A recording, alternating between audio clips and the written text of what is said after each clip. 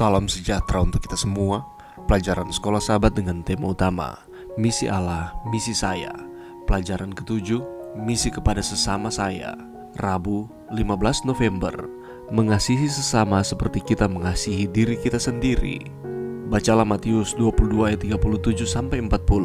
Bagaimanakah kita membandingkan apa yang Yesus sendiri katakan dalam ayat-ayat ini dengan jawabannya kepada ahli Taurat dalam Lukas 19 ayat 27 dan 28?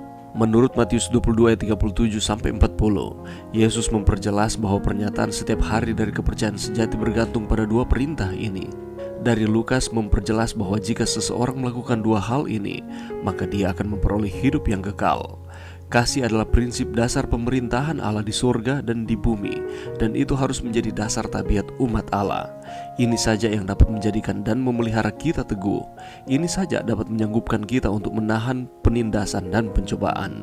Membina kehidupan abadi, halaman 31. Bacalah Galatia 5 ayat 14, Mika 6 ayat 6-8, dan 1 Yohanes 4 ayat 20 dan 21.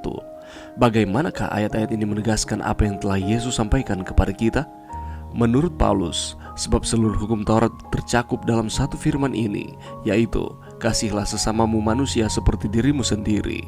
Bagi Paulus, mengasihi Allah dapat secara praktis terlihat ketika kasih itu dinyatakan dalam cara bagaimana kita memperlakukan orang lain. Walaupun dia mengatakan bahwa orang benar akan hidup oleh iman, tetapi hidup oleh iman bukanlah sesuatu yang disembunyikan, tidak diketahui, atau tidak dilihat oleh orang lain. Paulus, Mika, dan Yohanes memperjelas bahwa tindakan-tindakan praktis menunjukkan realitas iman yang kita pegang. Dalam 1 Korintus 13, Paulus menyatakan dengan sangat tegas bahwa jika seorang mengaku memiliki pengetahuan yang banyak, atau melakukan tindakan yang hebat, atau memiliki iman yang besar, atau bahkan memberikan nyawanya sendiri, tetapi tidak mempunyai kasih, maka orang tersebut menjadi seperti gong yang berbunyi dan canang yang gemerincing. Lihat kembali kutipan di atas. Perhatikan bahwa dia menyatakan tentang bagaimanakah bahwa hanya dalam kasih orang-orang bisa tetap setia dan bertahan melawan pencobaan. Bagaimanakah ide ini menunjukkan bahwa perintah untuk mengasihi bukanlah keselamatan oleh perbuatan, tetapi sebaliknya sebuah ungkapan iman yang kita miliki dalam Yesus. Pelajaran yang bisa kita dapatkan pada saat ini. Di dalam Yakobus 2:8 di sana dikatakan, kasihilah sesamamu manusia seperti dirimu sendiri, kamu berbuat baik.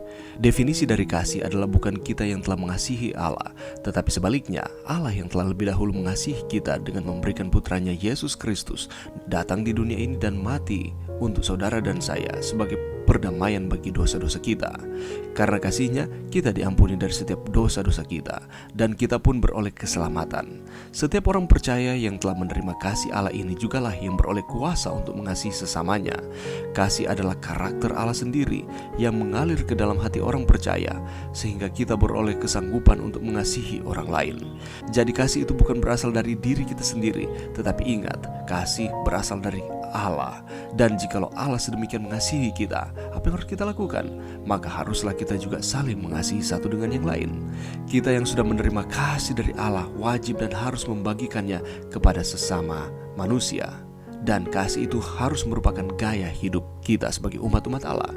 Kita dikatakan telah mempraktikkan kasih Tuhan kepada sesama apabila di dalam hati kita tidak ada kebencian.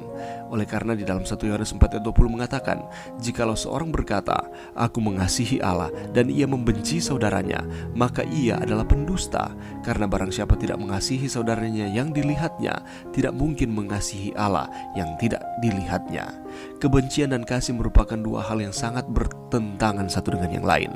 Mustahil kita mengatakan bahwa kita mengasihi Tuhan jika dalam praktek kesehari-harian kita masih membenci orang lain. Jika demikian, kita disebut sebagai pendusta. Firman Tuhan yang menyatakannya. Mengasihi sesama juga berarti kita tidak menghakimi orang lain. Menghakimi berarti tidak melihat keadaan diri kita sendiri, namun cenderung melihat kehidupan orang lain, cenderung melihat kelemahan-kelemahan orang lain, dan dengan penuh kritikan kita menyatakan kepada mereka. Hanya kasih Tuhan sanggup menolong kita untuk tidak menghakimi orang lain. Dan bukti lain bahwa kita mengasihi sesama manusia adalah ketika kita tidak berbuat jahat, melainkan selalu berbuat baik kepada sesama kita. Ketika kita memiliki kasih Yesus, kita diberikan kesanggupan untuk berbuat baik.